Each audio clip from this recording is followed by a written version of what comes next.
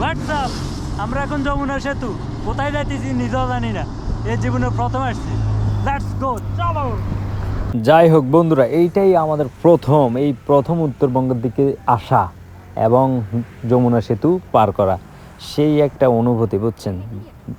যেহেতু প্রথম, আপনি বুঝতেই পারেন আমাদের অবস্থা কি, আমাদের অনুভূতিটা কি, ভাষায় প্রকাশ করার মতো না।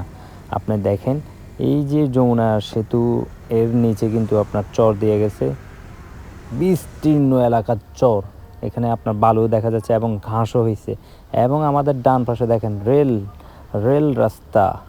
দেখতে কত দারুণ লাগে, একেবারে অনেক সুন্দর। আপনারাও কিন্তু এইভাবে ঘুরবেন, ঠিক আছে? বসে থাকবেন না। আপনার যদি সময় থাকে আর কিছু টাকা থাকে, তাহলে আপনি কি করবেন? ঘুরবেন। টাকা দিয়ে কী হবে? কিছুদিন পর সময় চলে যাবে, সবই চলে যাবে, টাকাও চলে যাবে, টাকাও থাকবে না। সুতরাং আপনি ঘুরবেন। এই গাড়িটা দেখছেন, হঠাৎ করে আমাদেরকে একটা সিগন্যাল দিছে। এটা একটা দারুণ অনুভূতি।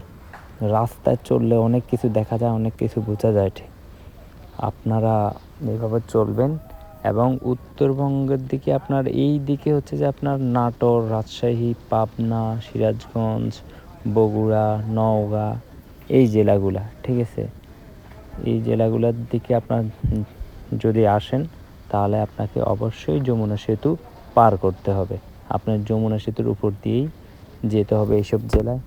আপনি দেখেন, আমরা কিন্তু অনেক দূরে আসছি, এরপরেও কিন্তু আপনার ওই চরটা দেখেন, নদীর উপরে চর উঠছে, আমাদের নিচে কিন্তু চর, বালু, ঘাস দেখা যাচ্ছে, দেখছেন?